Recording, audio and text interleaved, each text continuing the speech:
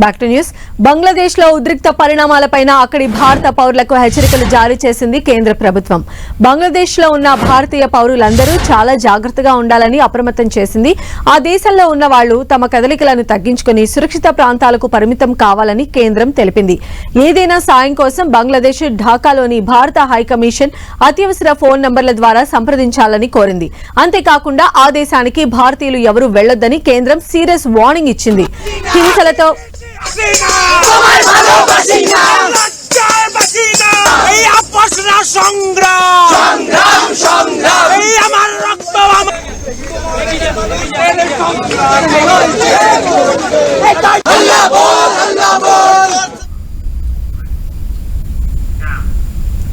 బంగ్లాదేశ్ హింసలతో మరోసారి అట్టుడుకుతోంది. తాజా అప్డేట్స్ తెలుసుకుందాం. మా ప్రతినిధి గోపి మనకు అందుబాటులో ఉన్నారు. గోపి,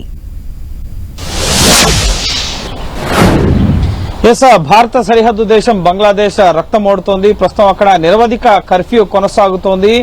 ప్రభుత్వ వ్యతిరేక ఆందోళనగా మారింది రిజర్వేషన్ల ఉద్యమం అనేది. నెల రోజులుగా అక్కడ రిజర్వేషన్లకు సంబంధించి ప్రభుత్వ ఉద్యోగాల్లో 1971 బంగ్లాదేశ్ పాకిస్తాన్ యుద్ధంలో పాల్గొన్న వారి కుటుంబాలకు 30% రిజర్వేషన్లు అమలవుతున్నాయి. సో వాటిని సవరించాలి, అందరికీ సమన్యాయం చేసే విధంగా రిజర్వేషన్లు ఉండాలన్న ఒక విద్యార్థి ఆందోళన అక్కడ కొనసాగుతుంది. అయితే ఈ ఆందోళనల నేపథ్యంలోనే ముఖ్యంగా అవి హింసాత్మకంగా మారడం, ప్రస్తుతం ప్రభుత్వ వ్యతిరేక ఆందోళనగా మారి ప్రభుత్వానికి అలాగే నిరసనకారులకు మధ్య తీవ్ర విధ్వంసకర పరిణామాలు అక్కడ చోటు చేసుకుంటున్న పరిస్థితి. నెల రోజులుగా అక్కడ సుమారు 280 మంది చనిపోయిన పరిస్థితి. 10,000 మందిని ప్రస్తుతం బంగ్లాదేశ్ పోలీసులు అదుపులోకి తీసుకున్నారు. సో ఈ హింసాత్మక ఘటనల నేపథ్యంలో అక్కడ నిరవధిక కర్ఫ్యూని నిన్న రాత్రి నుంచి షేక్ హసీనా ప్రభుత్వం విధించడం జరిగింది. షేక్ హసీనా బంగ్లాదేశ్ ప్రధాని, ఆమె రాజీనామా చేయాలని చెప్పి కూడా డిమాండ్ చేస్తున్నారు. గత జనవరిలో ఆవిడ 4వసారి ప్రధానిగా ఎన్నికయ్యారు.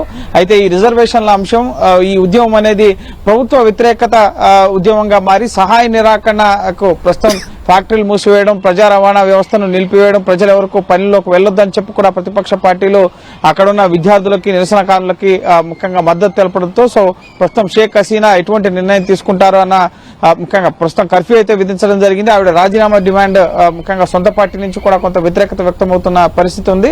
సో ప్రస్తుతం ఇంటర్నెట్ సేవలను నిలిపివేశారు, సామాజిక మాధ్యమాలపై నిషేధం కొనసాగుతుంది. సో ఒక భీతావహ వాతావరణం అయితే బంగ్లాదేశ్ లో నెలకొంది. బంగ్లాదేశ్ లో భారతీయులు 15,000 మంది వరకు కూడా ఉండేవారు. అయితే 10,000 మంది ఇటీవల కాలంలో ఈ హింసాత్మక ఘటనలు చోటు చేసుకుంటున్న నేపథ్యంలో వారంతా కూడా ఖాళీ చేసి భారత్ కి వివిధ సరిహద్దుల ద్వారా తిరిగి రావడం జరిగింది. విద్యార్థులు అలాగే అక్కడ బతుకు తెరువు కోసం వెళ్లిన వారు, ఉద్యోగాల కోసం వెళ్లిన వారు సుమారు 15,000 మంది వరకు ఉంటారని చెప్పి అంచనా.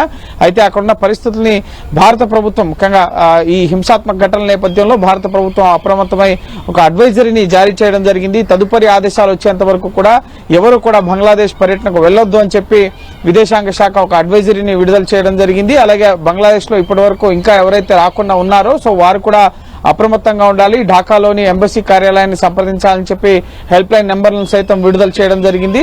సో ఇప్పటికే అనేక సరిహద్దుల ద్వారా బంగ్లాదేశ్ నుంచి ఇటు పశ్చిమ బెంగాల్ మీదుగా భారత్ లోకి అనేక మంది విద్యార్థులు కానీ అలాగే అక్కడ బతుకుదెర కోసం వెళ్లిన వారు చాలా మంది వెనక్కి వచ్చారు. కానీ ప్రస్తుతం హింసాత్మక ఘటనలు మరింత ఉధృతమవుతున్న నేపథ్యంలో అక్కడున్న భారత ప్రజలు అప్రమత్తంగా ఉండాలి. అలాగే తదుపరి అక్కడ ఎవరు వెళ్లవద్దని చెప్పి కూడా తీవ్ర హెచ్చరికలను అయితే భారత ప్రభుత్వం జారీ చేయడం జరిగింది. అలాగే ఈ ముఖ్యంగా ముఖ్యంగా పక్క దేశంలో, సరిహద్దు దేశంలో బంగ్లాదేశ్ లో ఉన్న పరిస్థితులకు సంబంధించి ముఖ్యంగా అక్కడ ఇంటర్నెట్ సేవలు నిలిపివేత అలాగే ఇంకా మృతుల సంఖ్య ఆందోళనలు, హింసాత్మక ఘటనలు పెరుగుతున్న నేపథ్యంలో షేక్ హసీనా ప్రభుత్వం ఇంకా ఎటువంటి కీలక చర్యలు తీసుకుంటుంది అన్నది కూడా ప్రపంచవ్యాప్తంగా ఒక చర్చనీయాంశంగా అయితే ఉంది. రైట్ గోపి.